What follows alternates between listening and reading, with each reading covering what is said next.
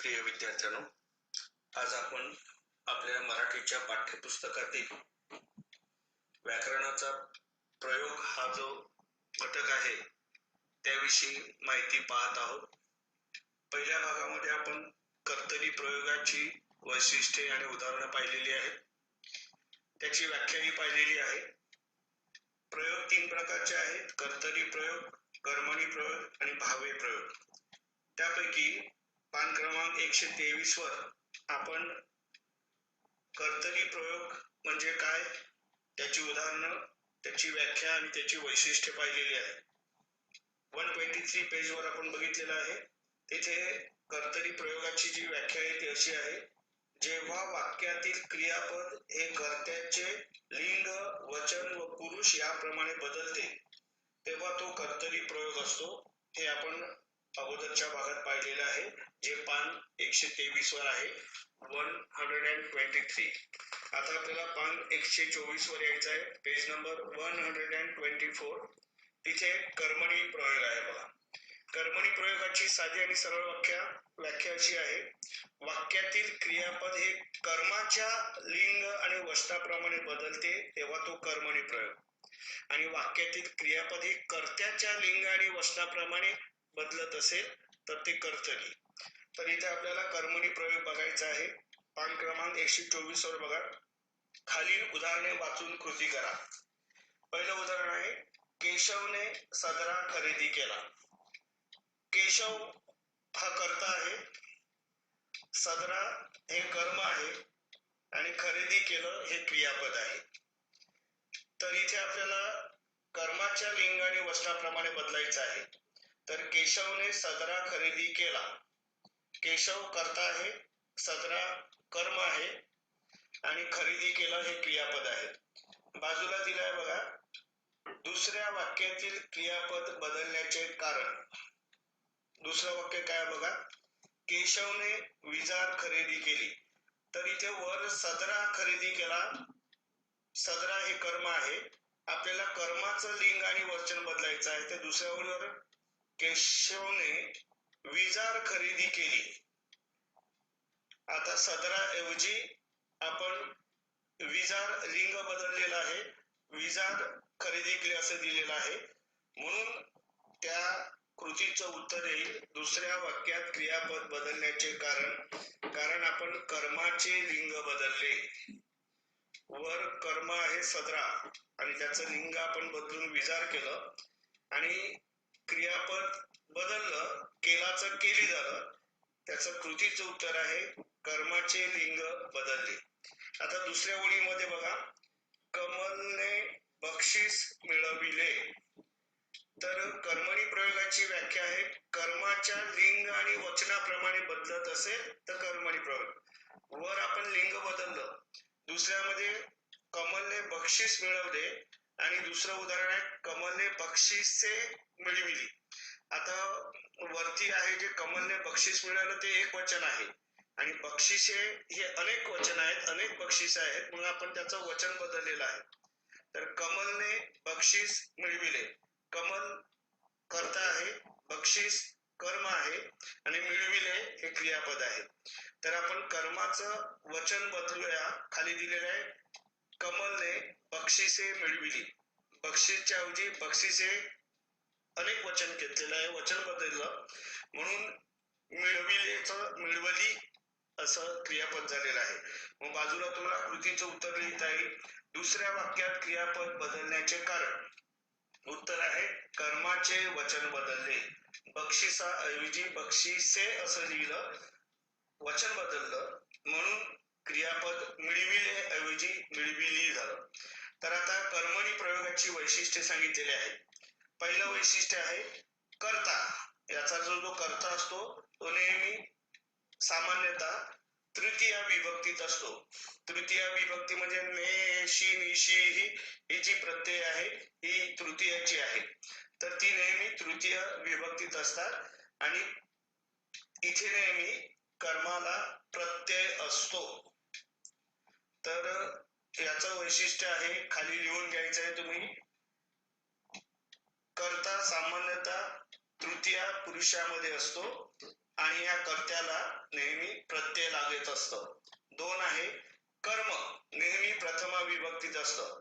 तर इथे कर्ता हा सामान्यतः तृतीय पुरुषात असतो.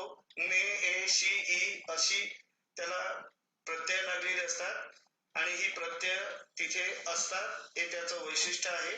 आणि दुसरं वैशिष्ट्य आहे कर्म हे नेहमी प्रथमा विभक्तीत असतं आणि प्रथमा विभक्तीला नेहमी प्रत्यय नसतं. तिसरं आहे क्रियापद कर्माच्या लिंग आणि वचनाप्रमाणे बदलते. आपण वरती लिंग पण बघून बदललेलं आहे आणि वचन पण बदललेलं आहे, त्यामुळे ती क्रियापद बदललेली आहे. तर क्रियापद कर्माच्या लिंग आणि वचनानुसार बदलते. आणि खाली आणखी एक लिहून घ्या वैशिष्ट्य, क्रियापद हे बहुधा भूतकाळात असते. तर पहिल्या कर्तरी प्रयोगाचं आपण बघितलं, जे क्रियापद आहे ते नेहमी किंवा बहुधा वर्तमान काळात असतं, परंतु या कर्मणी प्रयोगाचं जे क्रियापद असतं ते बहुधा भूतकाळात असतं. तर याची वैशिष्ट्य आहेत, कर्ता सामान्यतः तृतीय विभक्तीत असतो, त्याला प्रत्यय असतो. दुसरं आहे कर्म नेहमी प्रथमा विभक्तीत असते, या कर्माला प्रत्यय नसतं. आणि तिसरं क्रियापद कर्माच्या लिंग आणि वचनानुसार बदलते. आणि चौथं क्रियापद हे बहुधा भूतकाळात असते.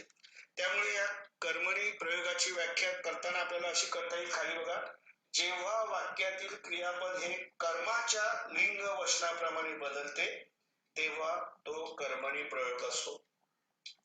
आता 3 नंबरचा प्रयोग आहे भावे प्रयोग. आता भावे प्रयोगामध्ये खाली उदाहरणं तुम्हाला दिलेली आहेत आणि तुम्हाला कृती करायला सांगितलेली आहे. बघा, खालील वाक्यात रोखणे क्रियापदाचे योग्य रूप लिहा. जी वाक्य दिलेली आहेत त्या वाक्याचं क्रियापद दिलेलं नाही आणि हे क्रियापद तुम्हाला कृती म्हणून लिहायचं आहे. आणि रोखणे हे क्रियापद त्याने दिलेलं आहे. आता प्रत्येक 3 वाक्यामध्ये हे रोखले जे क्रियापद आहे ते बदलत नाही, ते तसंच राहतं. कसं राहतं ते आपण बघूया. 1. सैनिकाने शत्रूला सीमेवर रोखले, क्रियापद रोखलेच राहिलेलं आहे. इथे वचन बदललेलं आहे. बघा, सैनिकांनी, अनेक सैनिकांनी, वरती सैनिकाने म्हटले एकाने, इथे दुसऱ्यामध्ये सैनिकांनी अनेक वचन आहे, शत्रूला सीमेवर रोखले. तर एक वचन असलं तरी रोखले राहिलेलं आहे, अनेक वचन सैनिकांनी आपण घेतलेलं आहे तरी सुद्धा हे क्रियापद बदललं नाही, रोखलेच राहिलेलं आहे. आणि 3 नंबरवर बघा, सैनिकांनी शत्रूंना सीमेवर परत रोखलेच आहे. बरोबर आहे. तर इथे आपण बघितलेलं आहे की कर्म आहे, हे कर्म सुद्धा द्वितीय पुरुषात असते. तर इथे त्यांनी दिलेलं आहे सैनिकाने शत्रूला सीमेवर रोखले.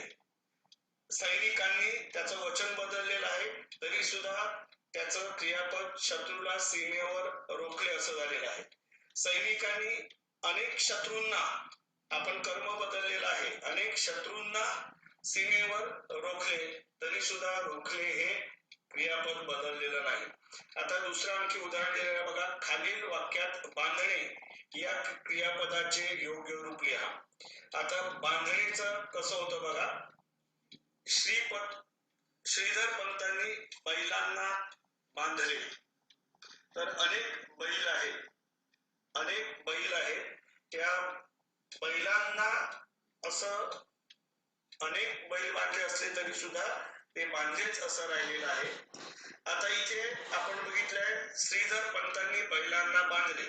आता इथे त्याने लिंग बदललेलं आहे. बघा, सुमित्राबाईंनी, श्रीधर पंताऐवजी सुमित्राबाईंनी आणि बैल ऐवजी गाई घेतलेला आहे. सुमित्राबाईंनी गाईला बांधले. इथे आपण कर्ता पण बदललेला आहे आणि कर्म पण बदललेला आहे. तर सुमित्राबाई हे कर्ता आहे आणि गाईला हे कर्म आहे. तर सुमित्राबाई हे आपण बदललेलं आहे आणि बैलांना ऐवजी गाईंना हे सुद्धा आपण बदललेलं आहे तरी सुद्धा त्याचं क्रियापद बांधले असं झालेलं आहे. त्याने इथे आपण पुरुष बदललेला आहे. बघा, त्याने गोऱ्याला बांधले. तर पहिल्यामध्ये श्रीधर पंतांनी बैलांना बांधले, सुमित्राबाईंनी बैलांना बांधले, त्याच्याऐवजी त्याने गोऱ्याला बांधले असं म्हटलं तरी क्रियापदात बदल झालेला नाही. आणि शेवटी आम्ही शेळ्यांना बांधले.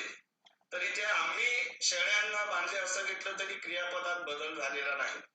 तर एकंदर इथे व्याख्या आपल्याला अशी करता येईल, जेव्हा क्रियापदाचे रूप कर्त्याच्या किंवा कर्माच्या लिंग वचनाप्रमाणे बदलत नसून ते नेहमी तृतीय पुरुष किंवा एकवचनी असून स्वतंत्र असते, तेव्हा तो भाव्य प्रयोग असतो. तर पहिली व्याख्या आहे, कर्तरी प्रयोग कर्त्याच्या लिंग आणि वचनाप्रमाणे बदलत असेल किंवा कर्त्याच्या लिंग वचन आणि पुरुषाप्रमाणे बदलत असेल तर कर्तरी प्रयोग, कर्माच्या लिंग वचनाप्रमाणे बदलत असेल तर तो कर्मणी प्रयोग, आणि भाव्य प्रयोग कर्त्याच्या आणि कर्माच्या लिंग आणि वचनाप्रमाणे बदलत नसून ते तसंच राहतं, तेव्हा त्याला भाव्य प्रयोग म्हणतात. तर तिन्ही व्याख्या अगदी सोप्या आहेत. तर कर्त्याच्या लिंग आणि वचन पुरुषप्रमाणे बदलत असेल तर कर्तरी प्रयोग, कर्माच्या लिंग आणि वचनाप्रमाणे बदलत असेल तर कर्मणी प्रयोग, आणि भाव्य प्रयोगामध्ये कर्ता आणि कर्म यांची दोन्ही लिंग आणि वचन बदललं तरी क्रियापद बदलत नाही, म्हणून तो भाव्य प्रयोग. तर इथे खाली दिलेला बघा, वरील वाक्याचे निरीक्षण केल्यावर असे लक्षात येते की एक, कर्त्याचे लिंग वचन पुरुष बदलूनही क्रियापदाच्या रूपात बदल होत नाही. तर पहिली 3 ओळी आहेत, सैनिकांनी शत्रूला सीमेवर रोखले, सैनिकांनी शत्रूला सीमेवर रोखले आणि सैनिकांनी शत्रूंना सीमेवर रोखले. यामध्ये पहिल्यामध्ये आपण लिंग बदललेलं आहे, दुसऱ्यामध्ये आपण वचन बदललेलं आहे कर्त्याचं, आणि तिसऱ्यामध्ये कर्त्याचा आपण पुरुष बदललेला आहे, परंतु क्रियापदात बदल झालेला आहे. दुसरं उदाहरण बघा, श्रीधर पंतांनी बैलांना बांधले, सुमित्राबाईंनी गाईला बांधले, त्याने घोड्याला बांधले, आम्ही शेळ्यांना बांधले. तर इथे 2 नंबर मध्ये कर्म आहे, या कर्माचं लिंग आपण बदललेलं आहे, या कर्माचं वचन आपण बदललेलं आहे, आणि तरी सुद्धा त्या क्रियापदात बदल झालेला नाही. आणि 3 आहे, वरील वाक्यातील सर्व क्रियापदे ही तृतीय पुरुषी नपुंसकलिंग एकवचनी आहेत, म्हणून भाव्य प्रयोगाची वैशिष्ट्ये खाली दिलेली आहे. कर्ता हा नेहमी तृतीय विभक्तीत असतो आणि त्याला प्रत्यय असतो, ने, शी, ई अशी ही प्रत्यय असतात, हे पहिलं वैशिष्ट्य आहे.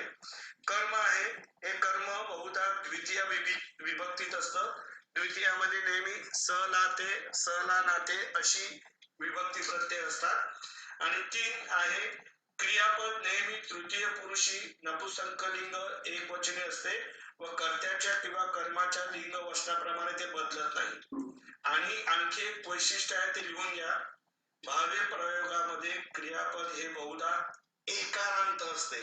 एकारांत म्हणजे शेवटचा साऊंड ए नव्हतो, बांधले ए, मारले ए, अशा प्रकारची ही क्रियापद नेहमी या भाव्य प्रयोगात असतात. तर चौथं एक वैशिष्ट्य लिहून घ्या, क्रियापद हे बहुधा एकारांत असते. एकारांत म्हणजे त्या क्रियापदाचा शेवटी ए असा साऊंड आपल्याला ऐकायला येतो. उदाहरणार्थ, बदलले ए, ए, मारले ए. तर हे भाव्य प्रयोगाचं वैशिष्ट्य आहे. खाली भाव्य प्रयोगाचं व्याख्या दिलेली आहे, जेव्हा क्रियापदाचे रूप कर्त्याच्या किंवा कर्माच्या लिंग वचनाप्रमाणे बदलत नसून ते नेहमी तृतीय पुरुषी नपुंसकलिंग व एकवचनी असून स्वतंत्र असते, तेव्हा तो भाव्य प्रयोग असतो.